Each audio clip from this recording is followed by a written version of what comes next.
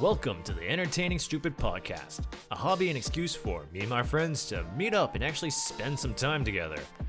We'll ramble on and test the limits of how much time we can actually be in the same room with each other. Pull up a chair and join us.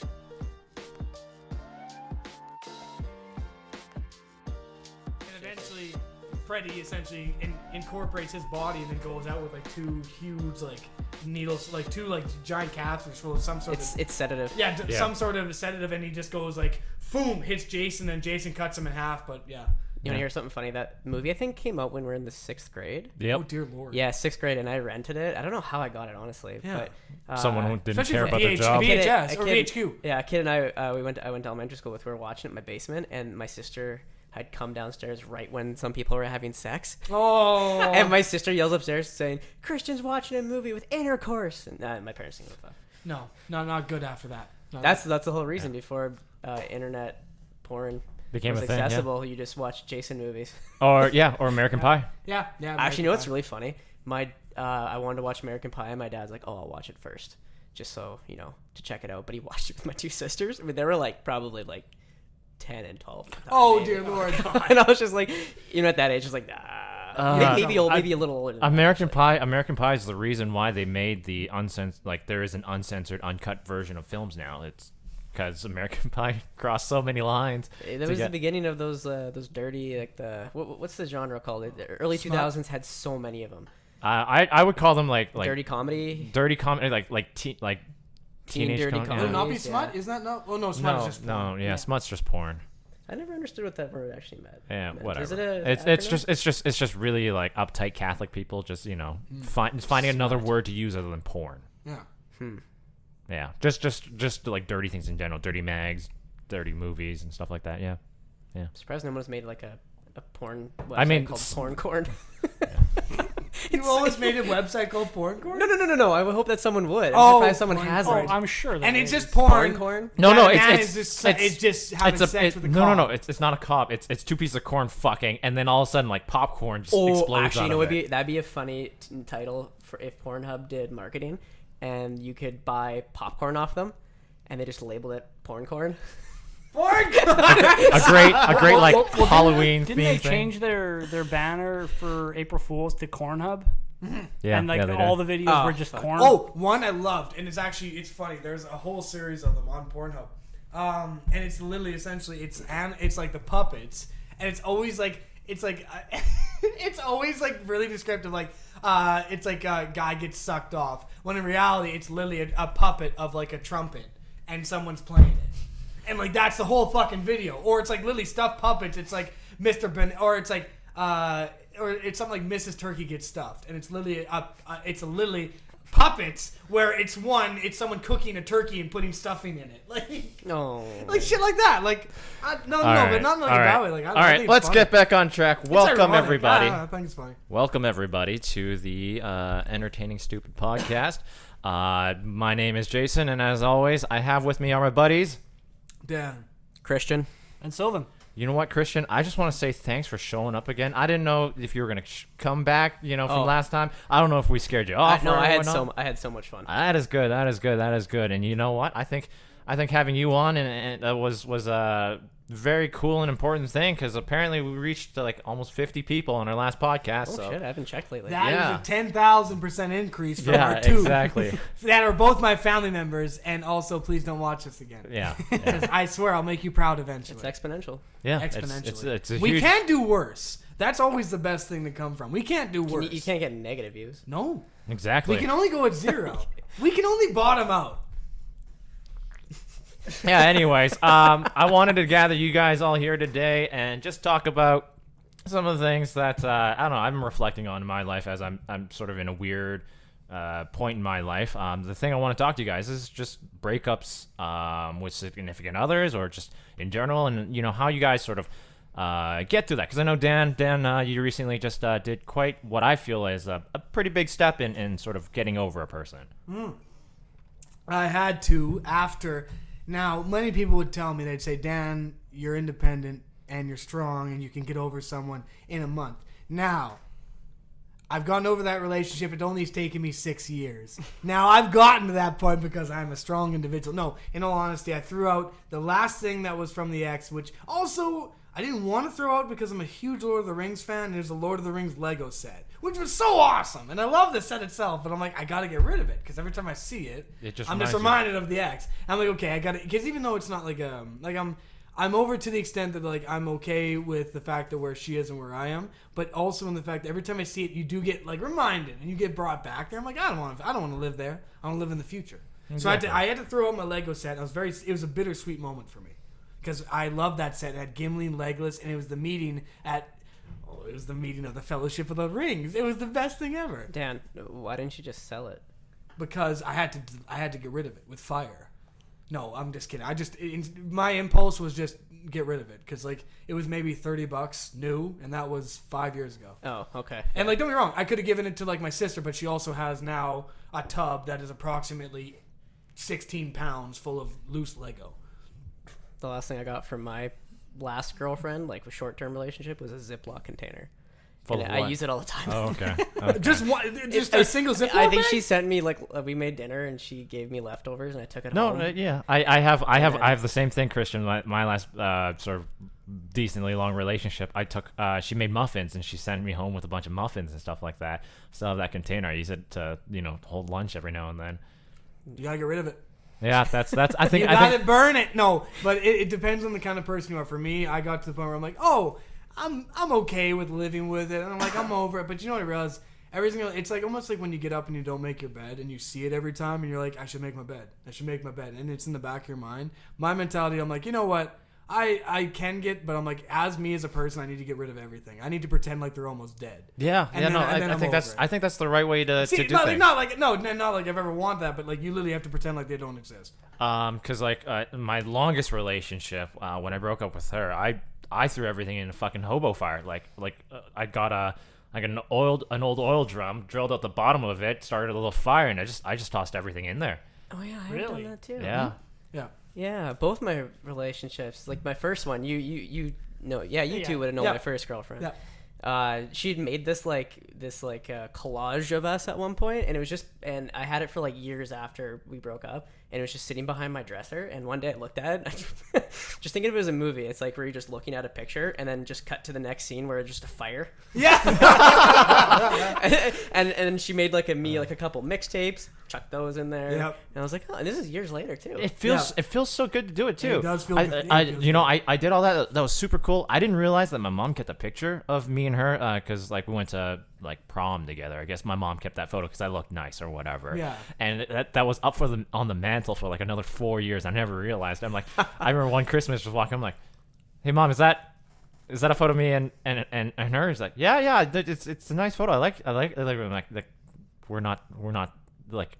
I have to get rid of this. Like we're not together anymore. Why the hell? Like, oh, you look so nice. You look so handsome in there. I thought you guys looked happy. I'm like, yeah, back then, but not now. So I just kind of swiped it when she wasn't looking, and I burnt it. You know what you should have done is you should have taken the picture out of the frame, scanned it, put it in Photoshop, cropped her out, duplicated you, so you're hugging yourself, standing with yourself.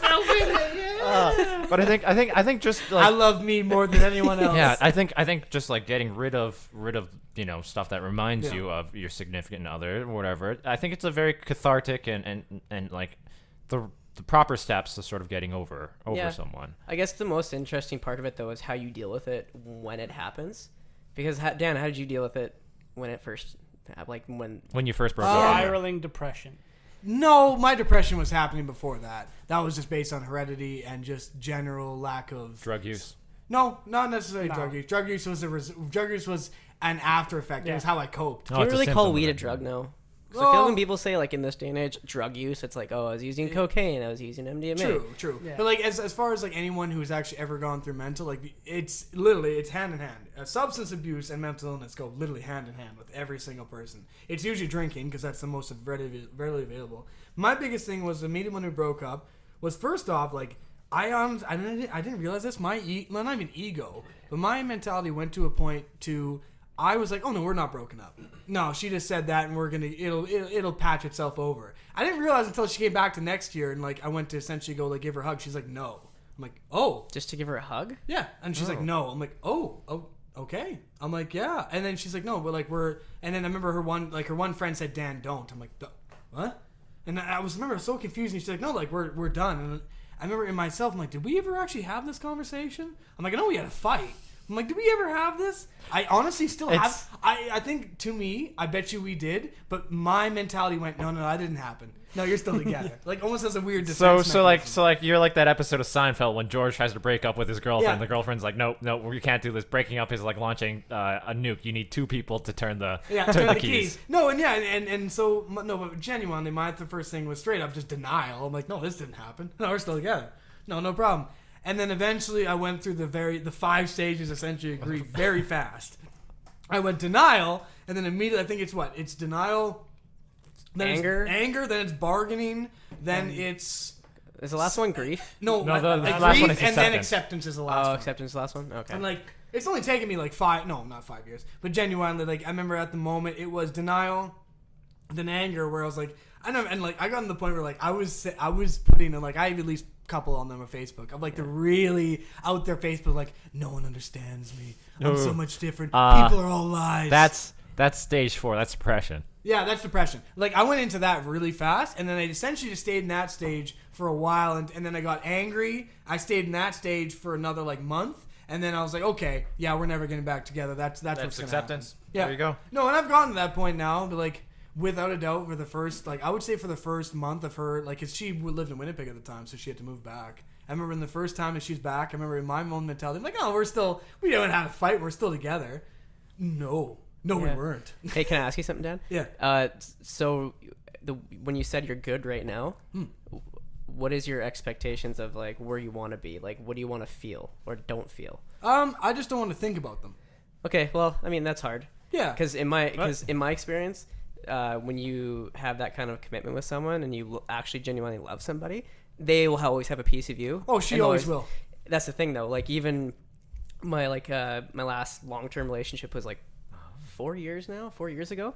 But every time I see a 2006 gray Honda Civic Coupe, you think of her right away. Yeah. Oh yeah, right away. Mazda 3, gray Mazda 3. I'll think every time. See, why couldn't my girlfriend at the time drive like a Suzuki Swift? Because you never see those. Oh no, that's because those are never made a anymore. Mazda 3, same thing. Like, might as well just have a goddamn Honda Civic. I see it all the time. Yeah. So with that, how would you? And she works in the same hospital as me now. How would you try and minimize that? Like minimize like that piece that they have of you. How would you try and make it so it doesn't have that pull? That pull.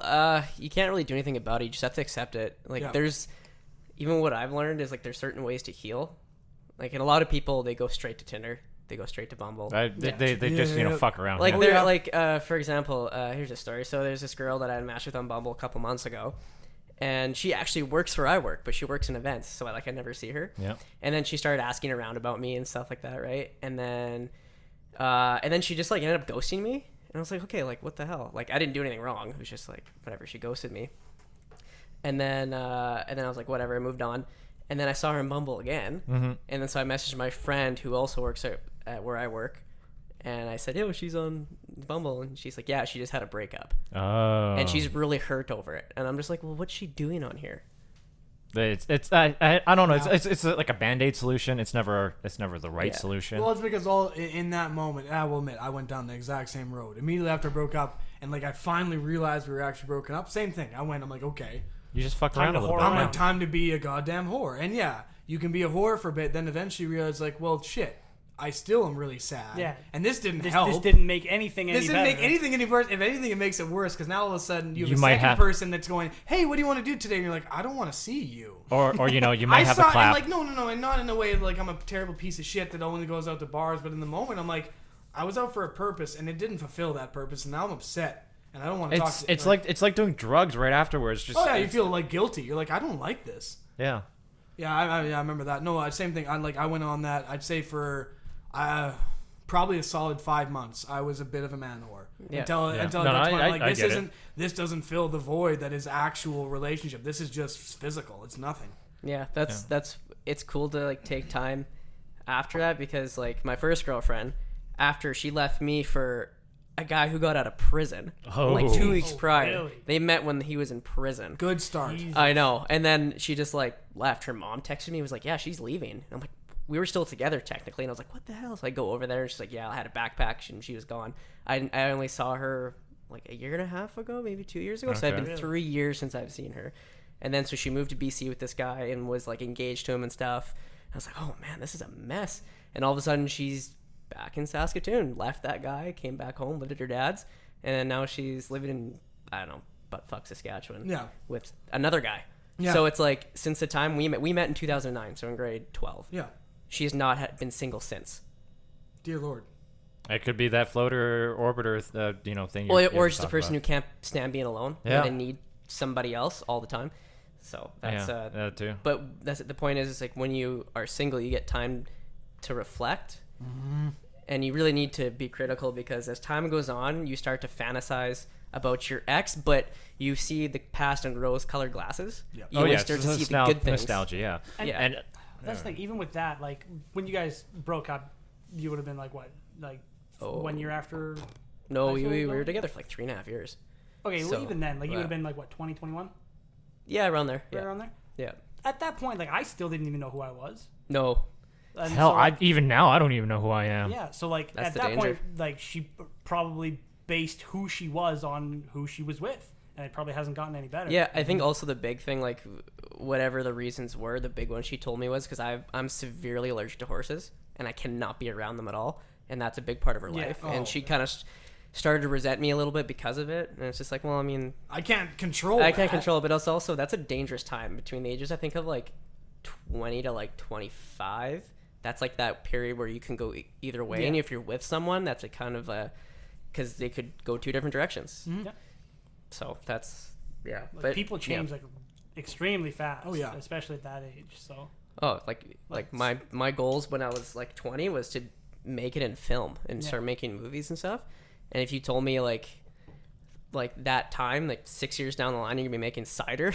I'd be like, what? Yeah. Getting tattoos. Be like, oh, you're crazy. Yeah, but I'm not about that. That's not me. No, exactly. Yeah. So. But I think it depends. Like for me, another thing I found that too, and this is also just based on my own personality, but I got to the point where, and I realized, and you get into relationships for different reasons, right? Like I remember my first relationship was just based on necessity. I didn't want to be a guy. I wanted to have a girlfriend because I thought that was it. Just get the girlfriend, and that's awesome. Then you can say you have a girlfriend.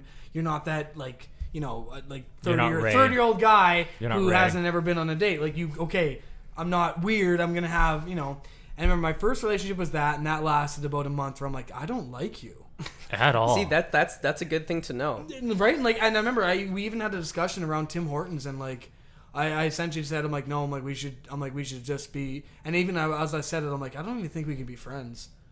Because we couldn't. Because don't get me wrong, we had nothing in common, and like we had nothing that we really. And in my second relationship, the one that I broke up recently, I realized afterwards is my first one was the fact that I wanted a girlfriend. My second was the fact that, quite frankly, I was shallow, and I went, holy shit, she's gorgeous. I'm like, I want to show her. Like, yeah, okay, she's mine. Like, I can show her off. I can be all that. And then the only issue with that too is that like I wasn't confident in myself, so I got self-conscious, and then I started. And I think I mentioned this even. Probably put her on a pedestal. Oh, I did. And I competed, though. I didn't treat her like a relationship. I treated her as competition. I went, because we were literally in the same school together, right? So everything was competition. And to put it bluntly, like, she's very smart and more, like, I'm a bit lazy. Like, that's always been my downfall. Is that, like, I'm good when I start something, but I have trouble starting it. So whenever we came to school assignments, if she did better than me, I'd resent her for it. And I'd ignore her. And, 100% I would. You mentioned that on a previous podcast, I did. In school. Yeah, and that's why I'm like, but that's the thing. For me, I got into a mindset that was so unhealthy that I went, I need to prove that I'm better than you. And why? Well, with your significant other, right? Like, who needs to do that? But yeah, essentially for us, I remember once we ended that, I'm like, you look back, and you're right. You look back with rose-colored glasses, and you go, shit, we did all these things right. And then I look back, I'm like, wait a second. There's a lot of unhealthy aspects there. I'm like, I shouldn't have felt like, I'm like, and honestly, I do put a lot of onus on myself just because of that and mental. But I'm like, yeah, that's not a healthy way to be. Because instinctively, like, we'd go out to a club, and I would straight up ignore her the whole night, and I would try to dance with women. Why? What the fuck's wrong with me? Yeah, and not even that's the way, pretty dumb. And I know. It's entirely, it's redundant. And like, not like I would try to go out and get more and like hook up. Like, I wasn't about to cheat on her ever. but it was about she got attention because she was very good looking, and I needed to get equal amount of attention, if not more, or else I was not worthy. And it's a really unhealthy way to live. Yeah. What about you, Jason? You said your last one. How did you deal with that? You know what? I did a little bit what Dan did. I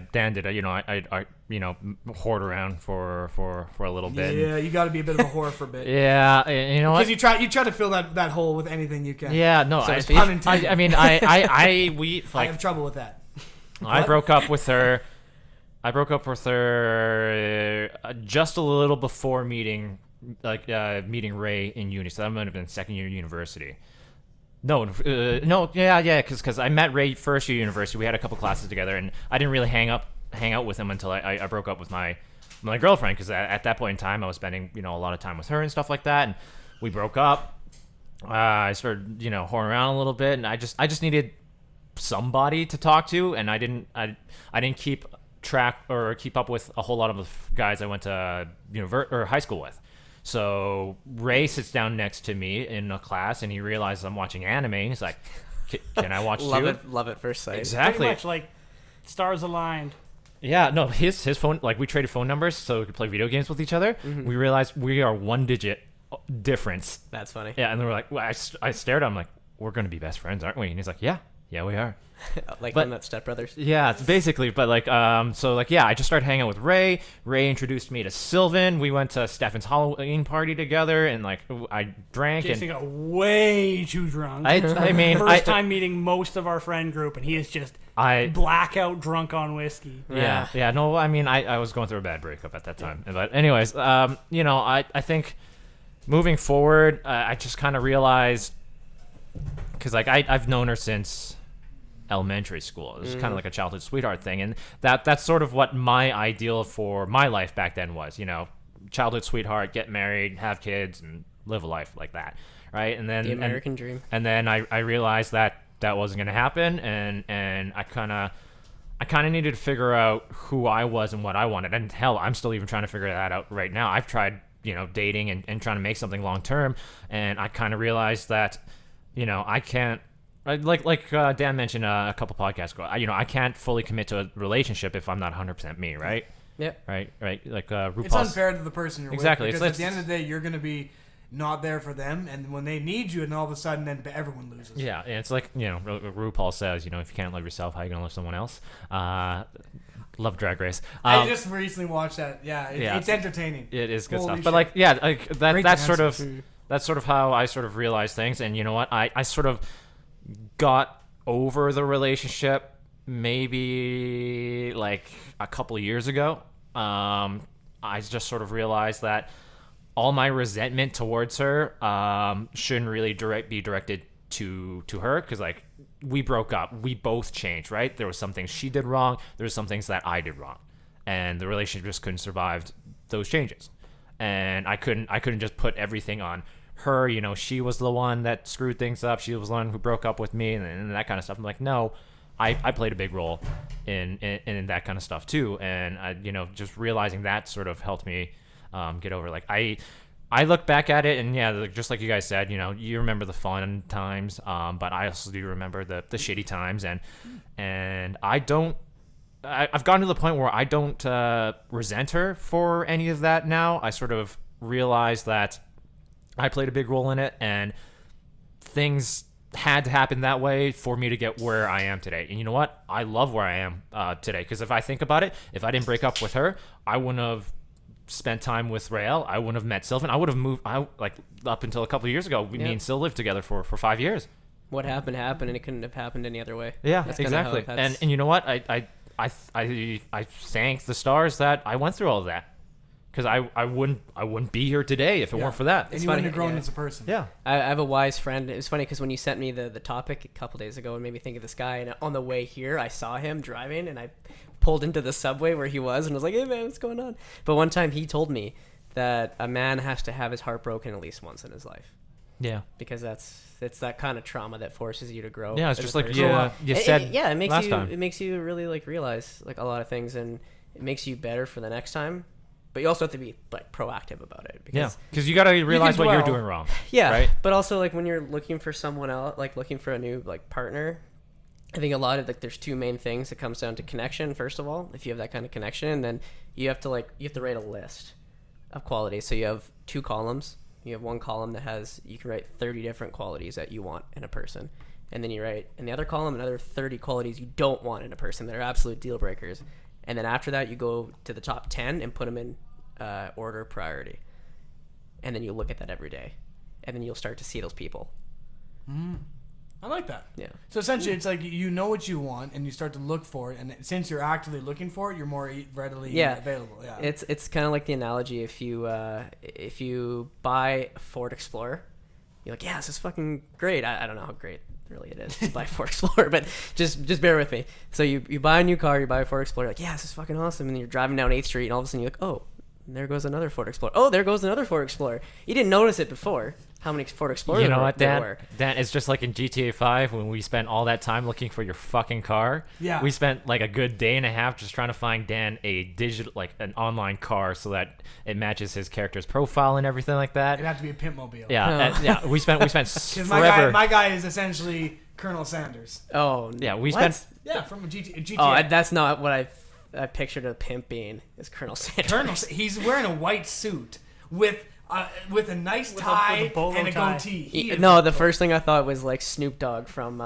Starsky and Hutch. That's what I think about when I think of Yeah, pimp. no. Technically, fair enough. Fair enough. No, like we spent forever looking for that car, and then the next day Dan found one, and then we started driving around. Like it's everywhere. Like Yeah. we see him All the time. everywhere. Yeah, that's what I mean though. With that analogy, you start to see those things. Yeah. Because you're more conscious. That's the biggest part, is being conscious as a person. Because I believe that you're not supposed to work in relationships. You're supposed to work on yourself. If something's going wrong, it's either you or it's her. So they have to fix it like themselves. So I'm not going to sit across the table in front of you and argue and be like, this is what's wrong. I'm going to take my time to myself and be like, okay, what am I doing to contribute to this situation, either positively or negatively? I think that's like kind of the way I try to look at it. Yeah. I like that. No, but it makes sense though, because otherwise, I found that for myself, like I innately take guilt very easily. Like regardless of what happened, I remember even with me and my ex. Like I know what you said, like Jason, you were talking about like with you and your ex, and you can look back and you can see some things that you did wrong and some things she did wrong. I remember, and like just for me, the way my mind works, and like I've been able to get myself out of this now with like I meditate, but my version of meditation isn't like yoga. I'm not sitting there. I do self-talk. Like I talk to myself because in your own mind, right? Any problem you have in your own mind is 10 times worse to you than it really is in real life. You can say, oh, this is the end of the world. Everything's the worst, or I'm the worst. And all of a sudden, someone from the outside say, hey, no, not really. Like, it's not as bad as you'd think. But in your own mind, everything's worse. And I know for me, my biggest thing is self-talk. And, like, I remember, like, with me and my relationship, like, I'll be fully, and I fully admit this to this point, the reason my relationship didn't work was me. That's the one reason. Don't get me wrong, like, me and her didn't, there's a few things we didn't mingle on, but it was mainly me, and I accept that fact. And I genuinely have gotten that fact. And I have thought a few times, because, like, at one point, I'm like, no, it's a bit of, no, but really, it was majority of the fact that me. It was the fact that I wasn't ready for a relationship, and I was running into it for the wrong reasons. And I finally gotten to the point where I'm like, you know what?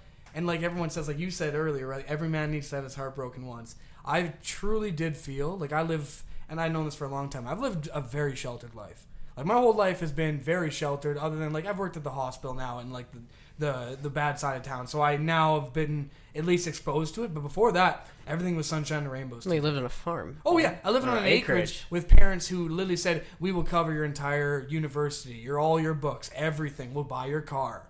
Right? I didn't have to do shit. I had to clean my room once a weekend. We had a maid that came once a week. Like, that's how sheltered I was. And I remember the thing is, for me, is when I eventually find out that, or when I that ended, and like it also was part of like my mental, but once I got into that, I matured quite drastically, because I went from a point where I'm like, oh, I don't need to worry about shopping, I don't need to worry about this, mom's got it, dad's got it, where I'm like, no, this is real life, I need to handle things, and like now, and like that's why there's WikiHow. That's why there's Wiki on. That's why there's books for dummies. And I'm just like sitting there. I'm like, I don't know how to do taxes. I don't know how to shop. I still get my dad to do my taxes. Well, fair enough. Fuck I that use noise. TurboTax online because God knows that's confusing as hell to me. I just need to put numbers into columns that literally tell me the number of where to put it. I You pay should, Jason. you should let me take a look at that. I just pay Jason. Oh, I'm How much still you pay having Jason? 'Cause I'm issues. poor. $50. Can I give you a couple handies under the table? Like they're bad. We'll And I- we'll I talk. mean, We'll talk about rough it. We'll hands. talk about it mean- next time. If you do that, 55. Because I I'll did. use lotion. I did 52. Sil's taxes and I did Matt's taxes too. So But no, long story short, I just think that like for me, my biggest thing was getting over it was I got to the point of self-talk where I'm like, you know what, things went wrong, and I used to think of it as, oh, I missed an opportunity, and I shouldn't have done this, but now I think of it, I'm like, you know what, it wasn't meant to be. We weren't meant to be. We were different, and we were in different stages of our life, and now all it's done is it's opened me up for opportunities where I can take.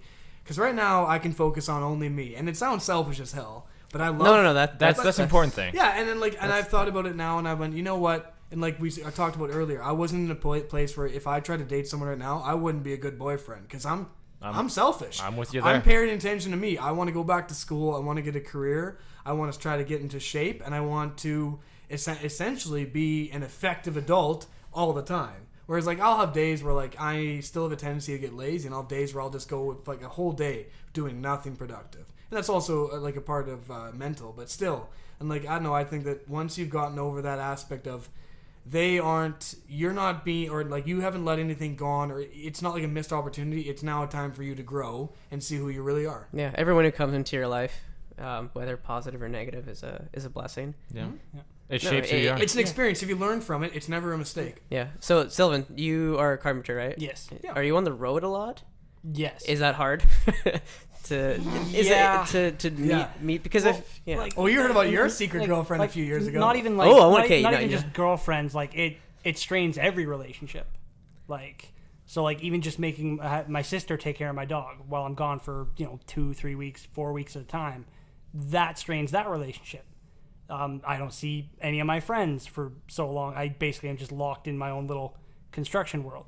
Yeah. So like for the longest time, like I haven't gotten a girlfriend just because it's like it'd It's be not impossible to maintain when I'm not even there half the time. Like that's not fair to them. It's not fair to relationship that they have to take time to like try and like force something to work, even though it probably isn't. But yeah, like the other girlfriend was like, fuck, this was grade 10. Yeah, this is a while ago. It was I remember a long time okay, ago. well, like just quick, and I'm sorry to interrupt you, but just quick. We literally found out about Sylvan's girlfriend while skiing, while on a ski lift, and saying like, what's romantically, what's happening? He said, well, I had a girlfriend for a few years. What? When was this? This was like we were in elementary school together, and we started dating like basically right when we were like leaving elementary school, going into high school, going to different high schools. Oh, okay. Like because my parents moved to the east side, they stayed on the west side, and when you don't have a car and you're like 14 and your mom doesn't want you going anywhere near 22nd Street, kind of hard to see It's each tough. other. Oh And Yeah. basically it just Even friends. Like I had a best friend in elementary school. Like my dad and his dad worked together. He lived down the street from me, and then he moved because I grew up on the southeast side, like over around here. yeah.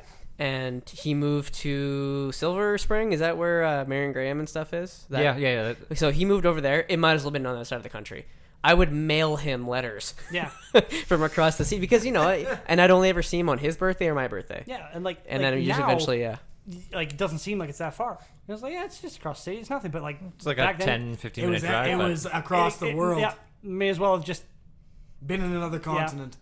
Yeah. may as well have. Why would I have to get my passport? Yeah. Go through customs. So Sylvan, are you looking to have a family one day and Oh stuff? God, yes. But like right now, it's just Well, what's your goal then? Like if you don't want to, if you're gonna stop traveling, you're gonna. I would like to stop traveling ASAP. Like I'm just tired of it. So like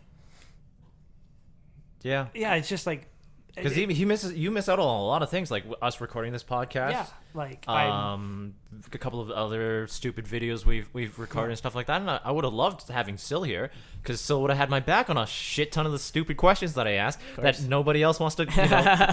No one else wants Dan- to jump in on it. Dan- I've stupid looked at a lot of questions. male genitalia. We talked about a lot of dick, you But and me, like- all right? But like, Yeah, like I still miss a like, whole lot like, of stuff. I hear about all this stuff. I was like, I wish I was back in the city. I could have done all this stuff. Like, and I'm sitting in like my room where there's like no TV and there's just a mini fridge and a microwave, and I'm sitting there using data, going like, I fucking hate my life, but I need to pay for my house. Yeah. So There's this book that I'm reading right now called Algebra of Happiness by a guy named Scott Galloway, and pretty much who he is, he's kind of a misfit. He teaches at the Stern School of Business in New York, and pretty much his backstory is that his parents were immigrants from the UK, and he was terrible at school. He applied to UCLA, didn't get in, sent them a letter saying, if you don't let me in, I'm going to be putting up shelving for the rest of my life. So they let him in. Shit. And then he had like a 2.9 GPA or something, just not a good GPA. Almost failed out, somehow graduated, and then he somehow did his master's at Berkeley, but lied about his grades. Oh God. And then he got a job at JP Morgan and Chase, lied about his grades to get that job or whatever. But so he's kind of a misfit. But he talks about how the work-life balance in your 20s and 30s is a myth. If you want to be like wealthy in family and in money and whatever else, you have to grind all the time, and that payoff comes in your 40s and 50s. So it just depends what you want, right? Yeah. But like I think that's the hardest thing too, especially with our generation, and like I've seen it especially in nursing, when a lot of the new nurses come in, it's and like I think anyone from our generation knows, we can be a bit expectant of things that we may or may not have actually earned, right? And the nurses will come in and be like, "Oh, I'm not doing that. I'm not taking out my own garbage." It's like, well, you can. You're a nurse. I know you're a nurse and you're trained well, but like it is your patient you're taking care of, who you just, and it's like little things like that I've noticed that, I don't know, I like, and not to try to change it here a little bit, but for you guys, like, especially with coming up, with our, like, generation and with ego, have you guys found it, especially in your workplaces, have you noticed that there's a bit of a shift? Yeah. No, I manage a location. I hire guys and girls who are like 20, 21, right? Yeah. And I think me and Sylvan have a very similar sort of work ethic where we will put in the hard work no matter what just to get it done, because we don't trust anybody else to sort of be able to produce the level that we expect, right? And so I work 7 days a week, 10-hour days or something like that, just to make sure that everything that's being done is being done to my expectations, my level of thing. And the guys and girls that I employ, just come in and put in the bare minimum and expect that things are going to be the same. Like I take time off or whatever, they don't realize that I'm doing all this work to make sure that everything that they walk into is ready for them to get going. And then the moment things get hard for them, they don't want to put in the effort. Yeah. Yeah, that's just that age, unfortunately. Yeah. All right, I want to get this back a little bit on topic here. Sure. Generally after breakups, do you guys find sort of yourself in that mentality of like, I have to win this breakup? Like I have to be the better person at the end of this. I want to see them crawling back at me or towards me, begging for to take me back or forgiveness or something like that. I don't know. Not, at least in my experience, that's never been the case because I never saw them again. Like, honestly, like even my last one that ended, she hooked up with a guy that she worked with, and she's still with him now. They just like bought a house together, I think. Oh. And someone told me that. I don't creep, but so I never saw her again, and I didn't really expect to see her again. So I was just focused on myself at that point. Okay. That's a good. I was a schmuck, and I did send her flowers like a month later. But in the end, it was a bribe to like get her to contact me, like I didn't think of it as a bribe. It was just in the end, that's what it was. Yeah. And then she never said anything. And then the idiot that I was, I went off on her, and then she blocked me. Yeah. Yeah, it happens. But like, I don't know. Cause for me, I did same with, but with that, and like I think that also stems from where I came from, being a self-conscious person. In that moment, I remember immediately, because I went from the denial phase to when I got to the anger phase, I went, no, fuck you. I'm going to do better than you, and I'm going to prove to you that you missed out on something. And that was my whole mentality. And like I remember at the time, and like don't get me wrong, it is awesome to a certain extent, because that was the time too when I started working out, because I'm like, I'm not going to be fat and gross and feel bad about myself because screw you, I'm gonna be looking good. I'm gonna be in shape. I'm gonna be, and like you get in that kind of house, which actually wasn't a bad thing because it did get me into being a bit more concerned about my own health and looking and feeling good. But then I got to the point where I'm like, you know what? No, fuck you. I'm not in it about you. I'm not in it to be better than you. I'm in it for me. I want to be good. I want to be the one that someone whistles after. Like, and I'm not. Cat calls you? Yeah, but like no. Cat but call Dan. before I would be cat called. No, you're quick dick Dan. Quick dick Dan. No, but in all honesty, my mentality was at one point I'm like, I want to be someone that you're jealous of. And now I got over. I'm like, you know what? Because like right now she's married, and in all honesty, I'm happy for her because she is a fantastic person and she deserves it. And I think I'm like, you know what? And it took me a long time to get to that point, but I'm like, cool, good for you. You're having a good life. Now I want to see what I can do. And that's what I'm excited for because like right now, like I'm getting back into school and I want to see how I can go with that.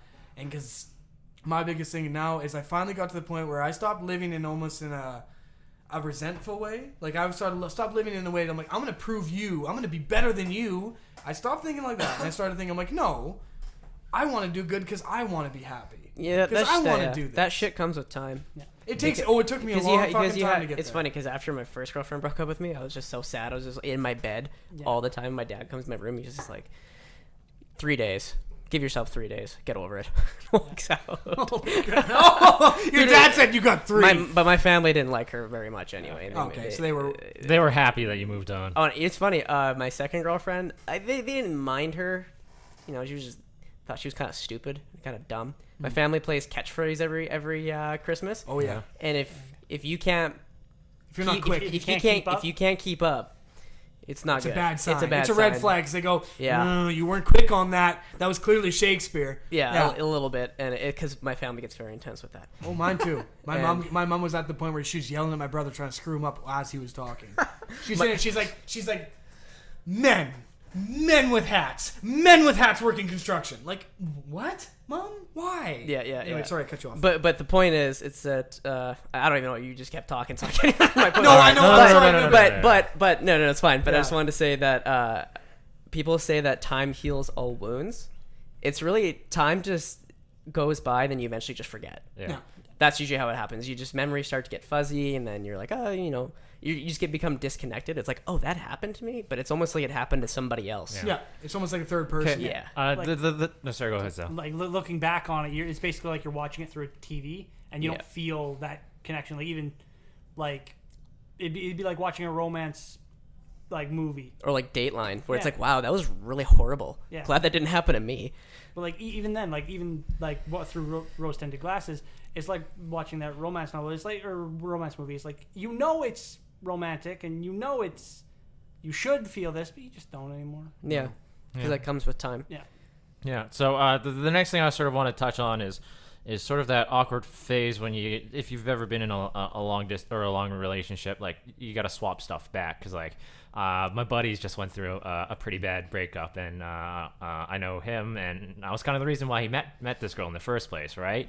And I somehow ended up being the middleman in transferring sort of goods back between them. So like I went to his place, we cleaned out all the dressers and the wardrobe and everything of our clothes and everything like that, packed those things up, drove it to her place or her parents' place, dropped it off there. I picked up some of the stuff that he left there and stuff like that, and I sort of ferried it back and forth there. So you were third wheeling their breakup? I guess so. Jesus but like Christ, man. but like he was just like, I don't want, like, both of them they didn't want to talk to each other at all, and they're just sort of like yelling at each other, like they wouldn't be listening to each other when they were talking, right? And during this breakup, they're just yelling at each other. It was just, give me back my stuff, and like it was just a weird situation. You know what? That's actually funny because I bet one was waiting for the other to just crack and then talk, because that's usually how that goes. Like, say if a guy and a girl are living together and the girl breaks up or whatever, she'll like intentionally leave stuff at that house so she has an excuse to come back and get it and talk to them. Yeah. Because unless you're really done with someone, like my last girlfriend, she owed me like $400. Shit. Because we went on a trip like right before that. She owed me money, and by then I was just, after it was done, I was like, yeah, just don't even bother. I don't even care. I don't want to see you. Yeah, it's like, I don't care about the money. I just don't want to see your Yeah, face. I just don't want to see Yeah, you. okay. So that could have been a situation, because that just sounds childish, but it's just I think one of them was waiting for the other to. Okay, so it might have Yeah, been a shoot good the drop. idea that I sort of stepped in there then. Yeah. Well, Maybe. I mean, yeah. I probably shouldn't have, but I somehow ended up in there. All right, we're gonna move on from personal breakups to what I call, I don't know, like friend divorces, like when your friends break up, like imagine Maddie breaks up with his girlfriend, like at some point we as friends have to choose sides, right? Well, not really, because we were friends no, with Matt. I was like, no offense to Ashley, my side's been chosen since day one. Yeah, we're no. I like no what. Don't be wrong. And Ashley, if you do listen to it, I have no problem with you at all. No. But Matt's been my best friend for like a while, and like now, and like I've gone to the point now where I'm happy that I can have numerous people I can say I have best friends. Whereas before, I had friends that unfortunately were kind of Tolerated pieces you. of shit.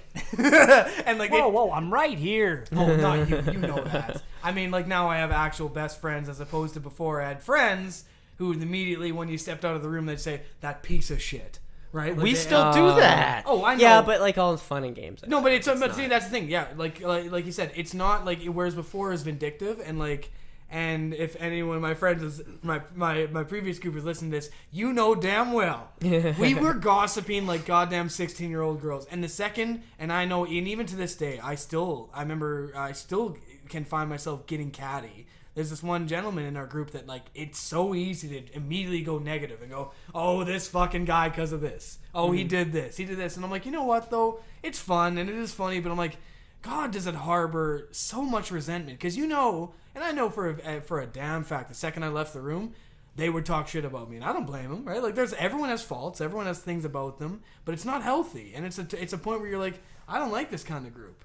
So I don't know. I just think that like for me, now I'm so happy that like you said. I think we got into the conversation earlier where you surround yourself with people, or you go after people that you emulate, or you want to be like, or there's something about them that you admire, and then immediately go, oh, I want him close because I want to get that. Do you remember? Have you seen Fast and the Furious Tokyo Drift? Oh, of course. Yeah. Do you know Sung Kang's little speech there on the rooftop? Yeah. Where he's like, I have money. It's people I want around me. Yeah.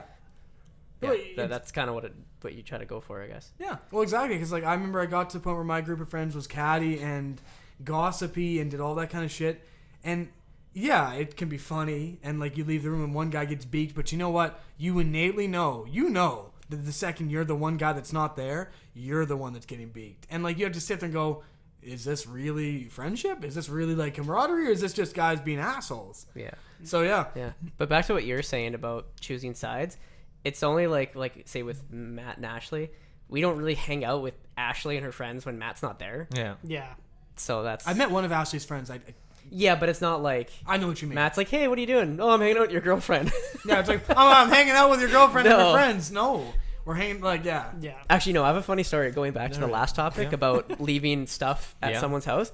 So I recently moved out back in November with Brett. And we went to high school with Brett. Dembinski. Dembisky, yeah. Can't pronounce his name. Oh wait, no, hold on. Brett, unknown last name. We don't put any personality. Oh, right. Yeah, unknown last name. Don't look him up. If you look him up, I'll You know know. what? God knows he needs some publicity right now. He needs to get help more. Anyway, so I moved out of my childhood room, right? So when you move out of your childhood room, that's a lot of shit. It's just stuff that accumulated for 26 years. And so my parents are helping me move out and stuff, right? And I'm going home to pick up some of my stuff, and my dad pulls this thing out of a box, says, "Is this yours?" And it's a pink nightie that belonged to my first girlfriend. And I was like, oh shit. Oh shit! I'll explain this. I can't really exactly remember what he said, but I just like grabbed it, threw it in the box, and put it in my car. Yeah, you're like, Dad, don't ask me questions what I do behind closed doors. Dad." He's walked in on me before, so that's. I had something similar. I think my mom was cleaning up laundry in my room and she found my girlfriend's underwear, and she's like, "Who the fuck are these?" And I'm like, "Don't worry about it, Mom." And I just snatched it right out of her hands. I just walked away. Yeah, that's the end of that. Yeah. Just as a side note, I did not want to keep the nightie. It was just there, just and there. I forgot about it. Okay. And you're like, oh, And I shit. needed to leave that situation right away. It's in the trash now. Oh yeah, I feel That's yeah. good. Dad, don't worry. I just like the way nightgowns Oh, but it was feel. so funny because he knew exactly whose it was. Yeah. He was like, he used both my girlfriend's names. He was like, was it this one or that one? I'm like, does it matter? Doesn't matter. Does it matter whose it was? It's here. And I'm like, this is embarrassing enough. Give it to me. It helps me sleep. It's very comforting. It is actually. They are very nice. If the only problem, unless you are a person who is already naturally / warm, then you don't want them. Well, I mean, I've gotten to that point long ago. Yeah, but like I don't know. I think that with relationships and getting over and I know I'm bringing it back to the original point. No, that's fine. that's good. Getting back to it. Relationships is, and like you said earlier, Chris, it doesn't heal the wound. You just slowly forget. And like I've gone to the point now where for a long time I thought I'm like we can be friends. Like we still talk pretty frequently, like on a weekly basis we talk. And essentially it got to the point where we would talk only whenever she would drink. oh, And that was the only time that not she good. would talk to me. And then people I'm like, write rap songs about that. Yeah. oh yeah. And then I'm sitting there, I'm like, you know what? This isn't healthy because I'm like every time I see your text. Oh no, the Arctic Monkeys wrote a song like that. It's Did like, they? why do you only call me when I'm high? Oh shit, yeah, good point. Yeah. But well, like with that, and exactly my point is, I'm like, you know what? I'm like, if you're only calling me or texting me when you're drunk, it clearly means one thing, that you're bored, or you're just like, oh, I got nothing else to do and I'm drunk. Hey, how are you doing?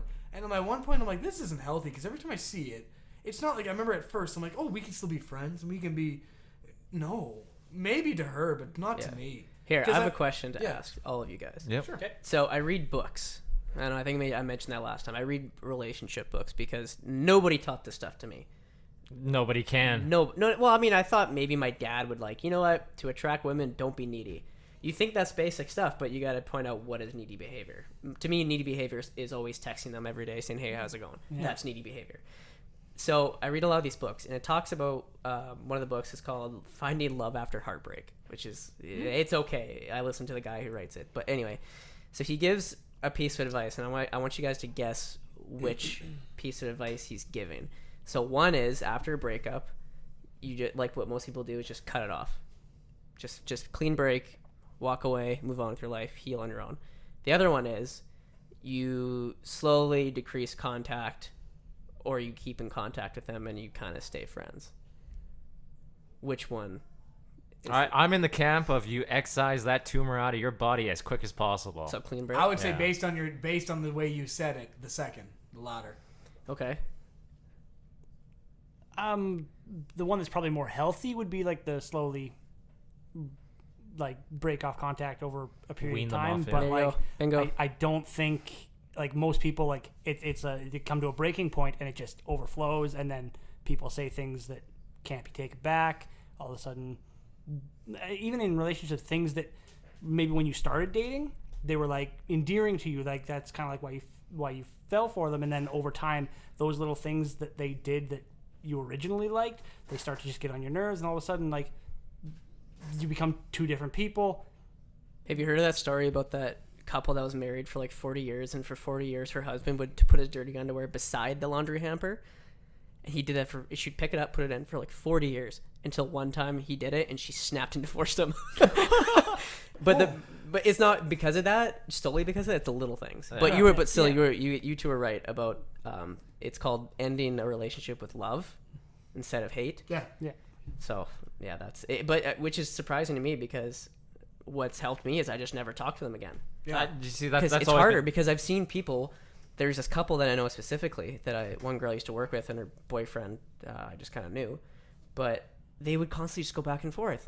They'd be broken up, but they would still be talking to each other, and she'd be still going to his house and hanging out with his family. And it's just no, that's That's I not the feel point. that I feel like that's counterproductive to try to move on, because Yeah. how do you get over someone when If you're you're constantly in contact. with them. I still see my ex-girlfriend's car and I think about her. How would it help if she was in front of me? That's not how. Yeah. I guess it's a thing. Just end it with love. However you do that, usually. I can see where that's coming from, but it's just being put in those weird awkward situations, because when I broke up with my girlfriend, I do a bit of handyman work just because my father taught me how to fix a little bit of plumbing, electrician's work and stuff like that. Yeah. And my ex-girlfriend's I think their water heater went out or something like that, so their parents called me up and was like, hey, can you help me get this fixed up and start it again? I'm like, cool. I stopped by and I helped them fix it, and I mean, they probably laid it on a little bit thick. Really, like they were kind of disappointed that we broke up and stuff like that, and like, you know, trying to, I guess, talk me back into it. And I just remember going, all right, I this was fine and all, but I don't think I can you know, ever help you guys out again, because like in my mind it just felt weird and it was just unhealthy. Well, like, I knew this couple who they would, like, it was like every week it was the same thing. They would have like a massive argument, not talk for, you know, 2 or 3 days, meet up, talk, have another argument, have hate fuck each other, have another argument, break up for 2 days, get back together, argument, hate fuck, break up. Then it was like constantly for like 3 months straight. It's like either break up or don't. Do you know what I would suggest for that situation with those two people? What? Is you have to write letters. So you write 2 different letters. You write one letter where you just write it all out. You can call them whatever you want. It could be the most profane, racist, whatever it is. So you write that, but then you write a second one. And the second one is pretty much the same thing as the first one, but it's not insulting. It's just you're just blatantly saying how you feel and what happened, however it made you feel. And then you send it to them. Because what happens when you talk to someone in person like that and you go back and forth, the other gets defensive. And then as a result, you get defensive and then it just gets into a heated argument. Yeah. So, but a lot of people don't know these things, right? It's not taught to them. Can you imagine having a class in school where it's saying, okay, if you guys get ever into a relationship and it ends, instead of getting together and talking face to face where you're just going to argue, write each other a letter first. Yeah. And then go home and read the letter by yourself and interpret your own way. And then if you want to get together after, then you can talk. Yeah. And I think, you know, there's a bit of stigma behind, you know, therapy and that kind of stuff. I think therapy in general is good. Fucking great. Oh yeah, I love going to see my therapist. Yeah. Yeah, I had to see a therapist after my last one because it just devastated me beyond. Because you're an emotional wreck. You can't handle your own feelings. You know, someone else can help you navigate through that kind of stuff. Oh, it was nuts. Because after my last one, she broke up with me right before I was starting a new program. I went to SciAst, right, or SAS Polytech, and I just was about to start one of the hardest courses one of the hardest programs they offer there, and I was a wreck for the first 2 months. Like, I almost like failed out. I remember writing a chemistry midterm and like got like a 30 on it, and the teacher, like, I had to like talk to her and she was like, this is not good. I'm like, yeah, I know, I'm just like dealing with shit. And I went home and told my dad that I couldn't do it, and he was like, shut up, go back, I'm paying for this.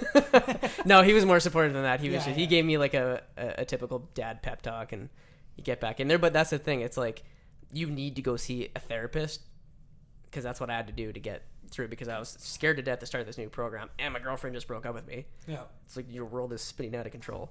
Well, it's someone to give you guidance, and someone to say what you're going through. It's like, okay, this isn't your parent or a friend. Isn't a third party. That's the biggest thing, is the third party, right? Because you can get your parents. I remember for me, my biggest thing too is it was second year nursing was when I started to fall, and I'm like, and my first thought, I even remember. Give yourself a little bit of break though, because nursing is super hard. Oh no, it is, and like I know, and I don't say it in a way that I'm like, oh, shame on me. I don't.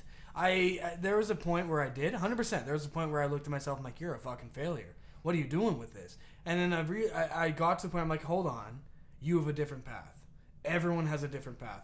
I'm like, these people that have gone through nursing, not every single one of them has dealt with what you've dealt with, right? And I've gotten to that point now. But I remember with nursing originally, my biggest thing going into it is I'm like, well, I remember the moment I called my mom, and I remember saying to her, I'm like, you know what, Mom? I'm like, I'm not happy.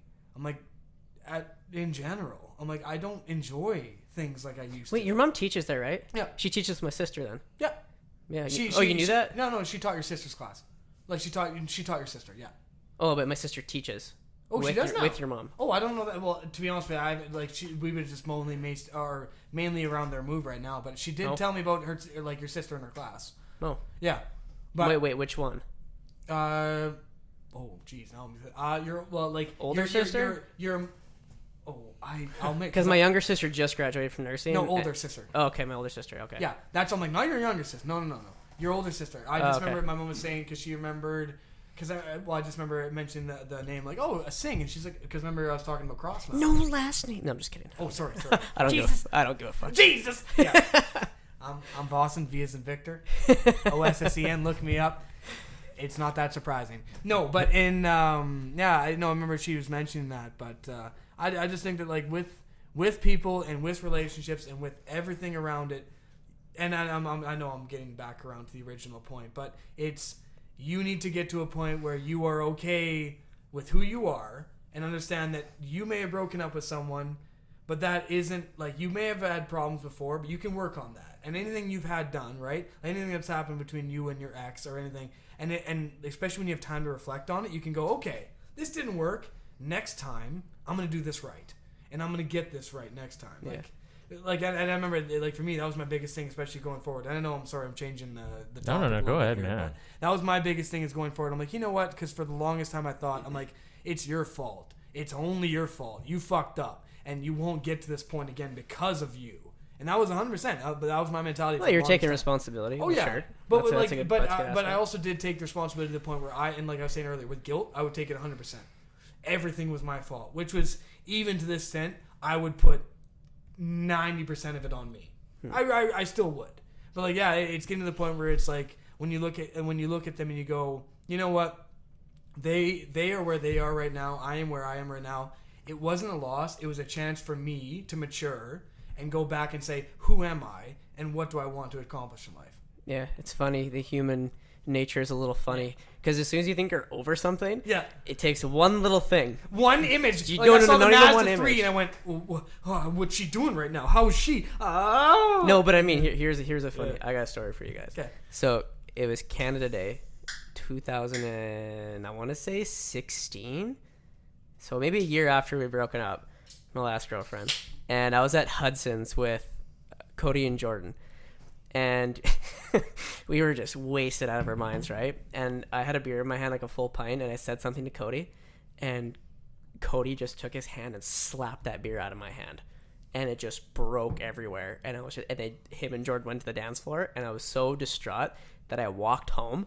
I walked from Hudson's to the southeast side of the city, but on the way home, I was listening to Bryan Adams on repeat, but specifically, I'm gonna run to you. I'm gonna run to you by Bryan Adams. And it's funny because my ex-girlfriend, she lives close to Broadway, Yeah. or her mom. I don't know if she still lived there at that point. And I found, those street block. What do you like a roadblock for a street when they have constructions? Those Yeah. yellow kind of things, right? Right. And you know how it's like three pieces? It's like the stand and then so I just took the biggest 2x4 part of it and left the stands and put it on my back like it was like a machete or something like that. And I walked to her house with the intention of I don't know what I was going to do. Didn't see her car. I just threw the log there and walked down the alley and walked all the way home. Yeah. Well, yeah. Listening to the same song. But you get, and the thing is too, right? And it's not like you're a terrible person. It's not like, holy shit, you're out someone to get blood. It's you're in a mindset where you go, no, fuck that person. Why do they do this to me? Or what gives them the right? And I'm not sure if that's what I'm reading off you, but like for me, I remember I had one moment, and I remember it was a moment where I sat back and like, holy shit, I got to reevaluate what I'm about. So I spent one moment, like I enjoy doing anything online. Like I enjoy computers, and like that's what my courses I'm going to be going into is I want to learn more about them. But one time I went onto and everyone, whoever's listening, like the dark web is essentially just the part of the internet that is not accessible through Google search. You buy bricks of Xanax off of it. Yeah, right. You can do that or body parts. I've never done it, but I know you. Kitty regardless- porn. Yeah, but regardless, Oh. I remember at one point I looked up. I was looking up because I was in a bad fucking mindset too, right? When you get in that one, I remember the one time I was drinking and I spent, it would have been 4 hours. I figured out every single thing about her husband, where he what his job was, where he lived, what his accolades in high school were. Not in an intent. Don't, and I know whatever. Dude, you should work for like the FBI or something. No, but not They need you. But no, never in an intention like, oh, I'm gonna go and teach this guy a lesson. No, never like that. But I'm like, I'm gonna find something wrong with him, and I'm gonna find something wrong with him, and I'm gonna know in my mind that I'm better. Okay, I understand what you're going through. Yeah. Okay. So if this goes for all of you. So if you look up an ex and you see that they are with the boyfriend, Yeah. but say you look it up and they're not with the boyfriend, what are the feelings? Do you feel happy that they're not with someone?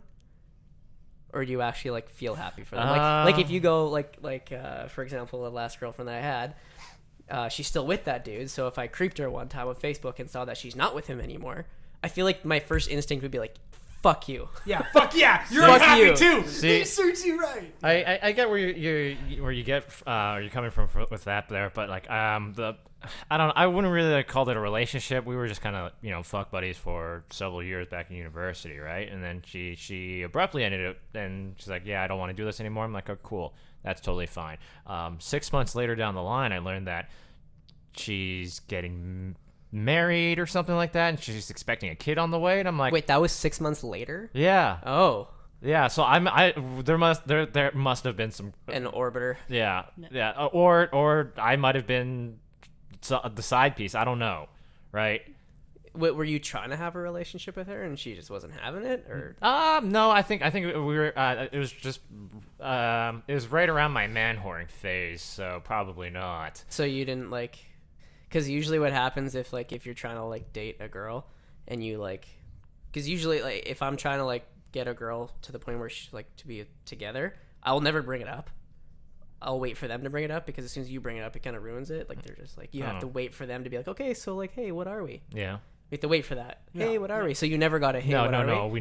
we never got to that point. Oh, okay, so it was like you guys had a talk and we're like, this is what this is, and this isn't anything more. Yeah, and then whatever. Like she just didn't want to have it anymore or whatever. And I'm like, okay, cool. And then I learn later on that she's about to have a kid. She's getting married, and I just thought to myself, I'm like, you never asked me that question. Yeah. So you liked her. I guess, yeah. Yeah, I you did, liked yeah. her. Yeah. Yeah, I did. You had feelings. But you know what? I like once I figured that out, I'm like, oh, you never asked me that question. I'm like, okay, and I think I just quickly moved on from that point. Cause It makes you think like, well, why not me? yeah. That's the thing. It's like What's wrong with Oh me? my god, you want to hear it? I just got all these stories. So I went on a Bumble date 3 days ago. Yeah. All right, Okay. with this girl, and she's a staunch Lutheran, and so right away I was just like, oh man, I don't know if this is gonna. Yeah. Like I'm not like not religious. I'm technically Catholic, but I'm not like go to Bible school. No, or religious, like, yeah, right? Not like every weekend. Right, and so when I went on a date with her, when she went for drinks, and it was like pulling teeth. I was asking all the questions because 80% of talking should be by her. Mm-hmm. You just kind of respond with, "Hey, that's cool." Oh, really? Yeah. Tell me more, right? And but she wouldn't ask me anything. So it was honestly an hour and a half of me just asking. It was like an interview. Yeah, it's like talking to. It's like watching Yeah. wall, like the paint dry. Yeah, but anyway, and then usually even if I was like whatever, I would just text them back anyway, just to see like if I get a second date out of it. Why not? Maybe Maybe the first one was just a bit rough. Yeah, maybe. But get this. I say, hey, so-and-so, I had a really great time, blah, blah, blah. I really didn't, but I said that. And then I was like, when you free to get together again? And this is her response. Here, I got to pull up the screenshot here. She said, hey, Christian, but she spelt my name wrong. Okay.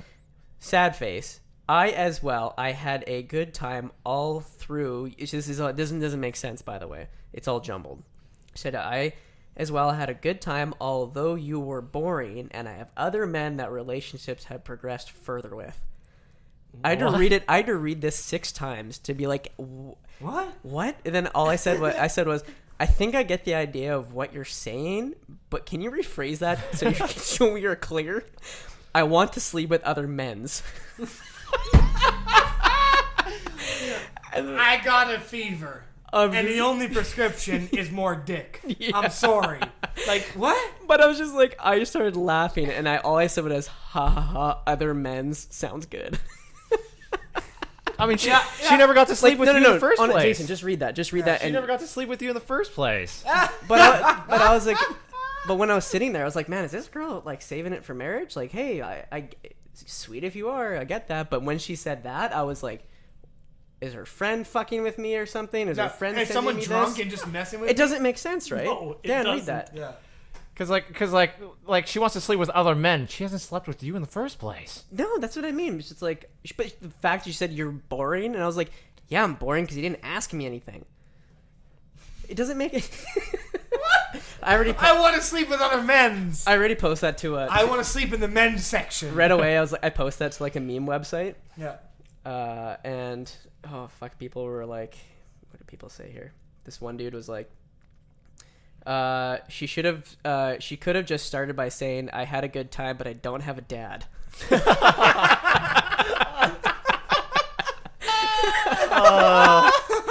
Oh, and I showed Brett that thing, and he was looking at it like, what is she saying? What is she saying? Am I like, stroking one it? eye, like, I know. I was laughing so hard. I was like, I wasn't even butthurt. I Yeah. was just like, this is too What? funny. This is probably better than a second date. Yeah, like I'm okay with this now. Oh, Not even yeah. a story from it.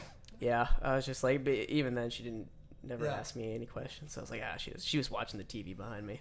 Well, Yeah. fair enough. Well, okay. I got a question for Oh, you yeah, guys you though. Yeah. In along with like relationships, like so say like we've already talked about like the girlfriend breakup thing.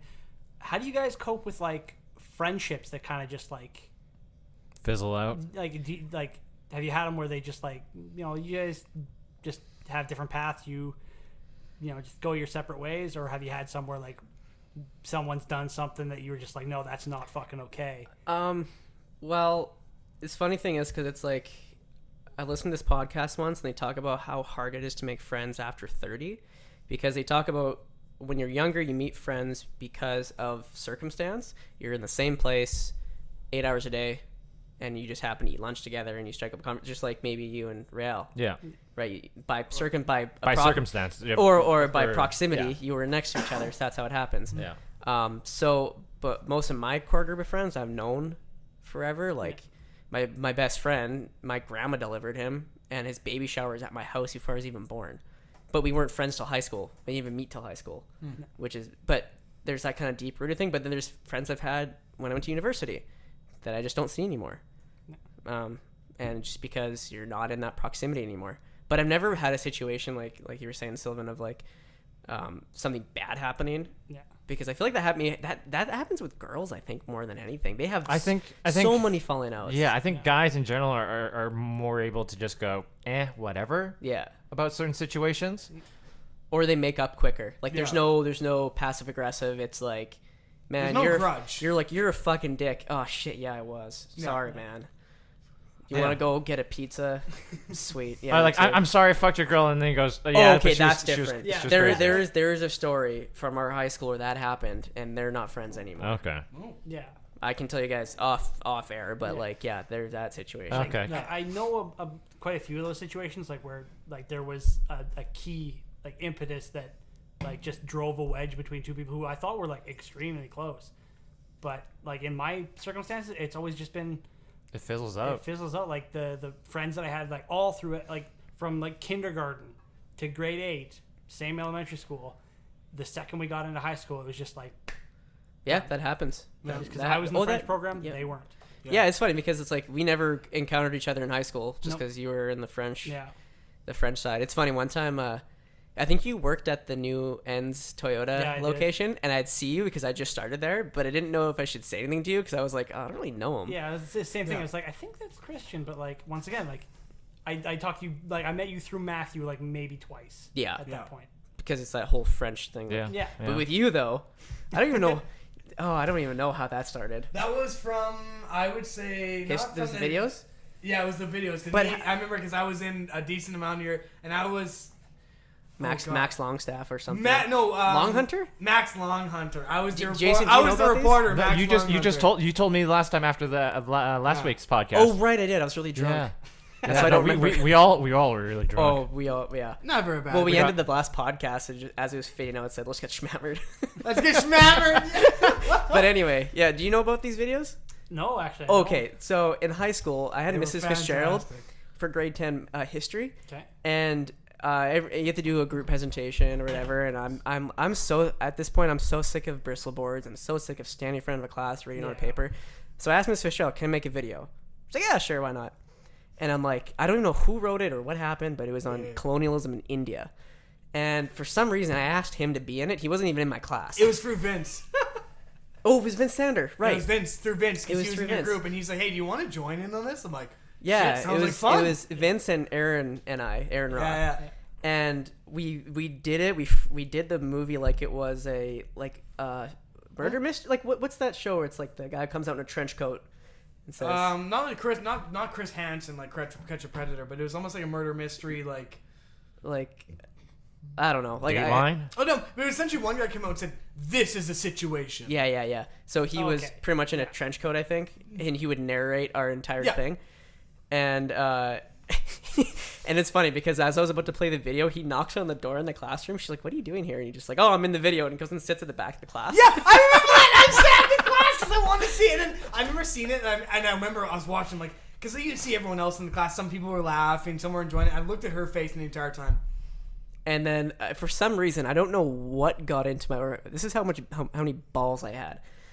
My end credits. Do you remember that GIF of Adam West's Batman and it was tarting out? Yeah. Batman tarting out. That was my end credits. And then instead of we had a scroll with who was ever in it, but instead of our regular names, I did Jewish names because it's film and it's movies and Jews love movies and doing film. Yeah. So it was like Vince Sanderman, Christoph Singstein, and like I know we got 100 on that. Oh yeah, you did really well. We got 100, and then we did a one for science that next semester. Yep. But it was on cyclones, but it was 15 minutes long, had no story. You reprised Max. I was Max Longer, but I was a reporter. We gotta follow this. And I remember us in the park. It was bad because I got an 80 on it, but it was slightly racist, is what she said. Mainly because I think for two reasons that I can remember. I played a Mexican sidekick named Pedro. Yeah, and I played a German guy that only said Schlieffen. No, you didn't say Schlieffen. You said Zeheil or something like that. Or no, you said Hyman. You said Hyman. Zehyman or something. Zehyman. But you said it. Yeah, you just did that, but different like octaves. Yeah, no, but I did And then- Schlieffen because I remember I learned recently about the Schlieffen Schlieffen plan plan? in history. Oh, no. And they're like, just play German guy. I'm like, I don't know. I'll just say Schlieffen a bunch of times. Oh yeah. Like, you know, von Schlieffen, and you know. And we had a guy in our group who is an engineer now, who was not very happy with me because he got an 80. And I remember nobody laughed. I don't think everyone laughed at those other guys' video. the first ones, but not the second one. Yeah, we degraded in quality. It was pretty quick. 15 minutes long. It was too long. bad. It was bad. But it was a fun time. It was still fun. I enjoyed filming it. That's mainly my high school experience with you. Yeah, From all I actually, can us remember. filming was the number one thing I remember. Oh, Joel was an emo. Do you remember yeah, that? he was. He was a weird emo, and then we got him to run away, but we told him just to run away normally because it's goofy. Yeah, his normal run was goofy enough, but like I know what you mean, and like and same thing, like and just going back to the original point. Like, I don't know what it was. What the was original it? point was essentially friends that you've had. Right. To more or less cut out of your life, and or how did you get or grow? Right? How did you? something like How that. did you grow Phase apart? out, Like how yeah. did? And I remember for me. And like and just for whoever, you know, for anyone, like once again, the 20 people listening, just to protect personality, like the one guy I remember had friends with, we were similar in every single way. Both personality wise, we were very similar.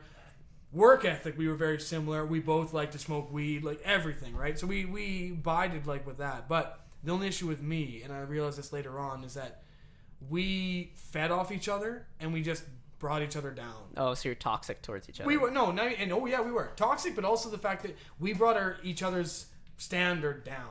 Where we were like, oh, this is good enough. I got out of I did this today. That's good enough. Whereas I got to the point where, and the best way I look at it is that like me and him were the worst versions of ourselves with each other. Wow. Yeah, and so like, and that's the thing, and like, I got to the point where I'm like, you know what? And like, this is why I talked earlier about being selfish. I'm like, you know what? You've been my friend, and I remember the first thing I learned from him was loyalty, because he was one of my friends that was very truthful to me, like especially in my first friend group was super gossipy, and he was the first guy that said, hey, they said this shit, like just to let you know, they said this. I'm like, no shit, no one's ever told me that, like thank you, like I remember that was the moment where I'm like, okay, I appreciate that, and that was what drew me to him. But then eventually me and him got to the point where we'd feed off each other's negativity, and we got to the point where we would just get pessimistic to a terrible extent, and we'd be like, I got up today and that's good enough. Now I can smoke weed and play games the whole day, and that's good. Yeah. And don't get me wrong, as much as like there's certain days where hell yeah, I'd love to do that, but in majority I got to the point where I'm like, you know what, this isn't good for me. I'm not progressing. I'm just stalling, and I'm going backwards if anything. We kind of ended up like both of us ended up going like we both went to different places, so that kind of worked out. But it got to the point where I'm like, you know what, this isn't healthy for me. And as selfish as it is, I'm like, I need to cut you out of my life.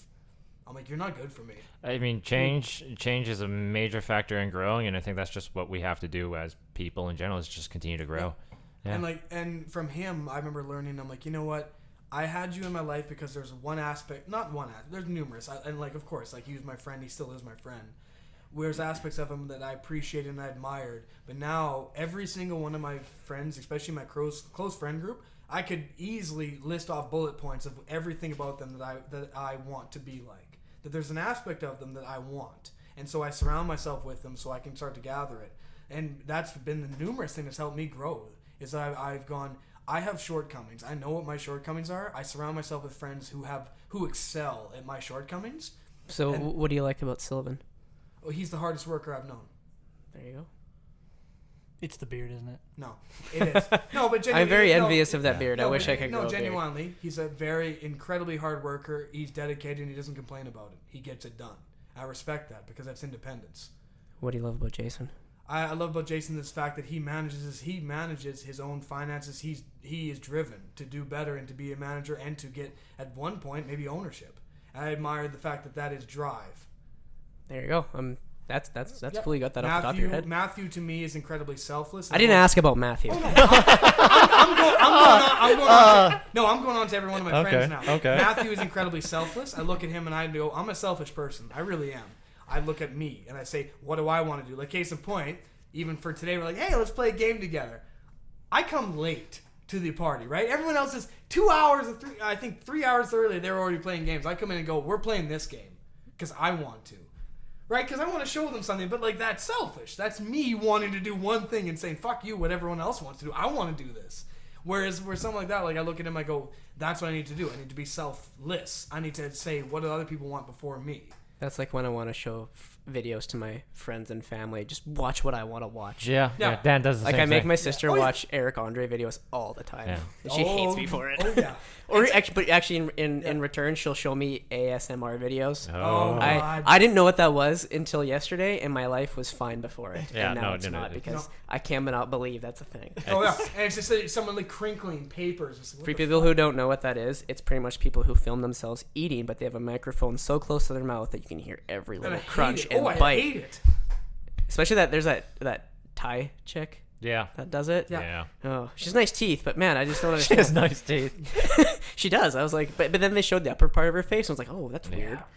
It's weird. It's a weird genre, but no, like, and that's why I am very happy with where I've gotten now. Like my previous friend group, I could list a few things, but never really something that's of real importance. Now I surround myself with exactly who I want to be around. It's good, Dan. It's what we need to again grow as people, and I think that's the important thing at the end of the road is that we grow, we change, we get happy. Hmm?